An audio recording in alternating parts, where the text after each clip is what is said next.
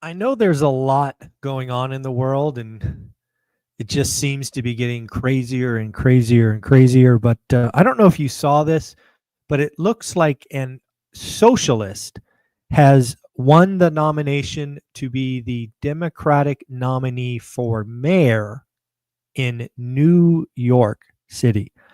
I find this to be,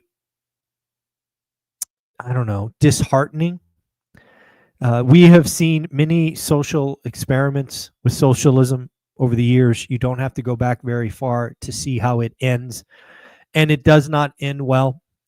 This particular case, they were running on the similar notions: tax the rich, freeze rents, make buses free, and replace cops with social workers.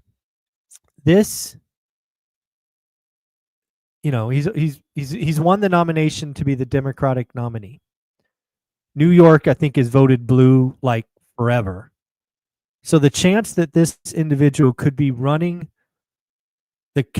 New York has often been seen, and rightly so, as the capitalist mecca, right? To where Wall Street is, all of that stuff. And now to think about a socialist, you don't have to play the movie out very far to see how this ends. So what likely happens is, the whole tax the rich goes into effect even more than it is in New York. The rich, who, oh, by the way, are mobile, leave. They flee. They go somewhere else. Then you do things like make buses free, which is really hard to maintain something when it's free. So it falls to nothing. Then you remove cops and replace them with social workers. And, we know how that happens or that works. I don't know how New York is not destroyed within 18 months. It's just a bad idea, right? We don't have to go back very far to see how this ends, but yet sometimes I guess we are just destined to repeat ourselves. So I'm going to have to talk to my daughter and see if I can't get her out of New York. That's for sure. So anyways, that is going on with all the other stuff going on. I just thought it was very odd that New York City elected this individual. All right, let's go on to different news. I don't know if you saw it this morning, but new home sales crashed. New home sales were down 13.7% to only 623,000. For comparison's sake, they were 722,000 last month, so a significant drop. They were also below the estimate. The estimate was 694. So again, new home sales down in a big way. Mortgage applications seem to be kind of in a holding period or holding pattern. To purchase, we're down 0.4% week on week, but up 11. I think we're up like 21 weeks in a row, year on year. So more people are applying. I also suspect more people are being declined. I think that's probably part of the equation, right? An application doesn't equal a yes. If we go back and look at refis were up 3% week on week and up 29% year on year. Again, the longer we keep interest rates about where they are, it's just going to create this force once it unlocks and rates are meaningfully lower. We did get an update from a company called Bumble. Bumble is laying off 30% of their workforce. 30%, that equates to 240 people. So we are talking 240 people. BMO raised their S&P 500 target. We are nearing an all-time high this morning. They've taken their target from 6,500 to 6,700. What else do we got? We got so much stuff bouncing around my data here. Oh, let's shout out folks who joined school in the last 24 hours. We got Ryan and Kareem. Again, folks, you want to be a part of school. It's where wealth builders go to grow, network, and learn. We're well over 400 folks. I'm going to be adding the Las Vegas replay here in the next couple of days as a thank you. Let's talk about the Fed next. We have brewing the biggest divide in the Fed in quite a while. Over the last couple of years, we've talked about this moment a few times, and that I've referenced it as an inflection point, right, where you don't have unanimous decisions. And we've had two people abstained from voting over the last, I think, 4 meetings.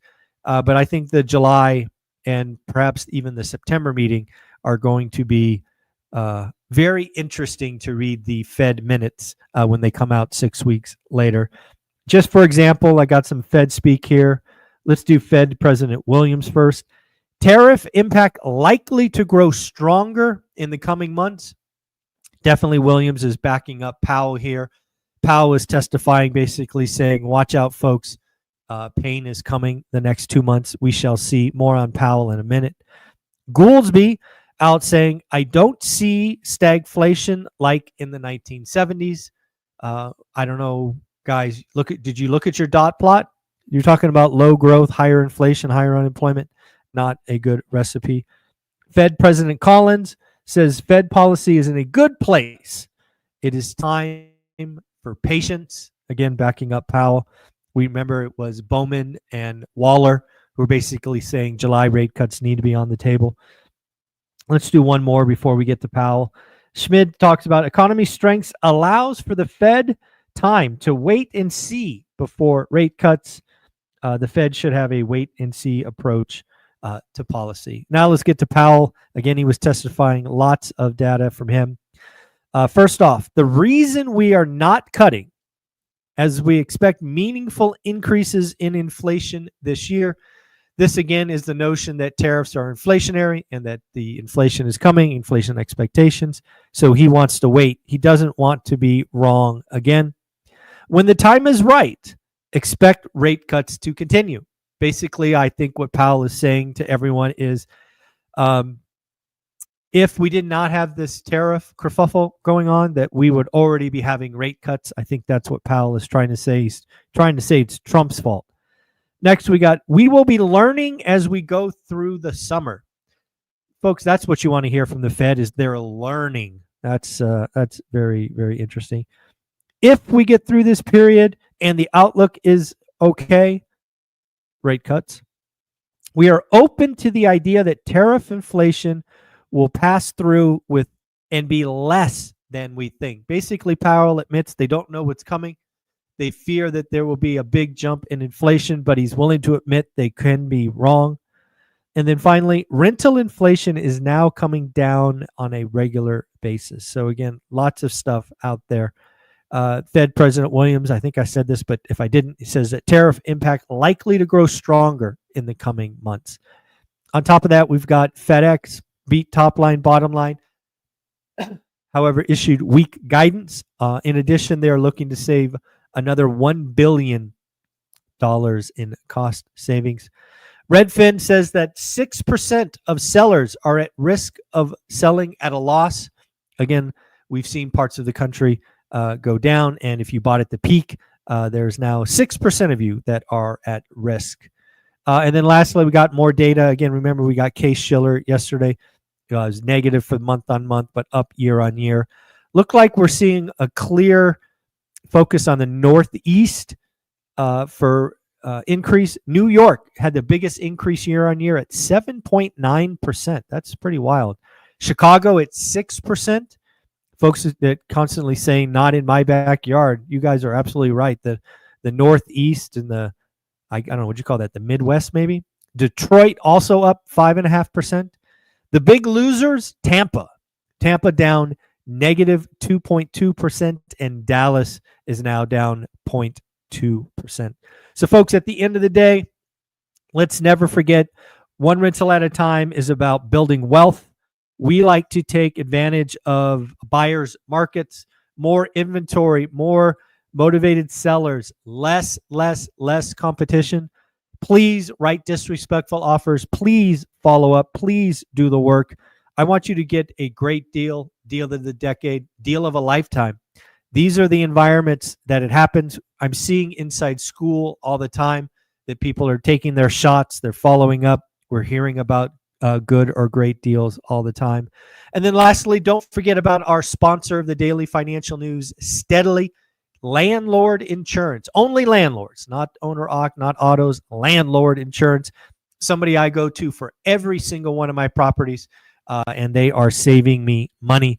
which I really appreciate. Again, the link will be in the description. Worst case, get a quote. If they can help, great. If they can't, great. No harm in going online and seeing if they can help you. Folks, take care. Have a wonderful day. Like, subscribe, comment, and don't forget to check out the Zuber letter. The Zuber letter is a co-written by myself and the folks at Resi Club. We take one of our videos and we put it into written form. I appreciate Lance and team for helping me do that. Go check it out, zuberletter.com, completely free.